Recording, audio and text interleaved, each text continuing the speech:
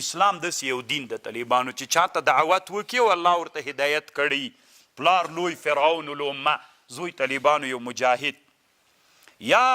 نو بیا چې اسلام راول نبی علیه السلام به صحابو ته ویلي چې ابو جهل ته به یې ده په مخکې کنځا نه کوئ ځکه دی پې خفه کېږي اسلام ته طالبانو خوندور دین د دومره انسانیت په اسلام کې شتون لري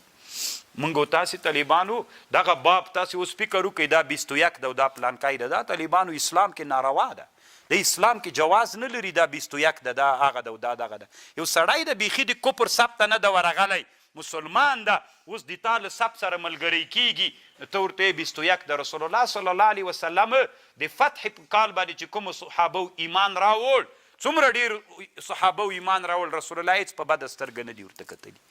او دا خالد ابن الولید و معاویه ابن ابي سفیان دا ټول طالبانو دغه وخت ایمان راوړی خو په بده سترګې نه دي ورته کتلي طالبانو رسول الله له ورته ویلي چې د په مخ کې د پلار ته کنځا مه کوئ ده ته ضرر رسي نو چې ته یو مجاهد ته 21 وایې او مسلمان ته وایي نو خو هغه خو زړه هغه کېږي که نه یا ایها الذین آمنوا لا تأکلوا الربا تاسې مه خورئ سود اضعافا دوه چنده مضاعفة چې دوه چنده کړل سي واتقوا الله لعلکم تفلحون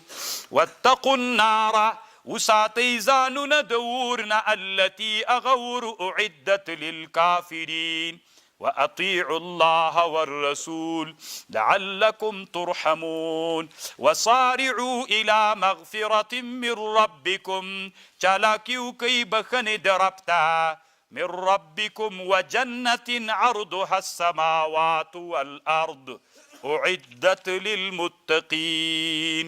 جنت چیرته د طالبانو پیدا ده که نه د پیدا روح المانی بحث کوي پیداوم د جنت او اسمان کې د طالبانو روح المانی داسې خبر کړي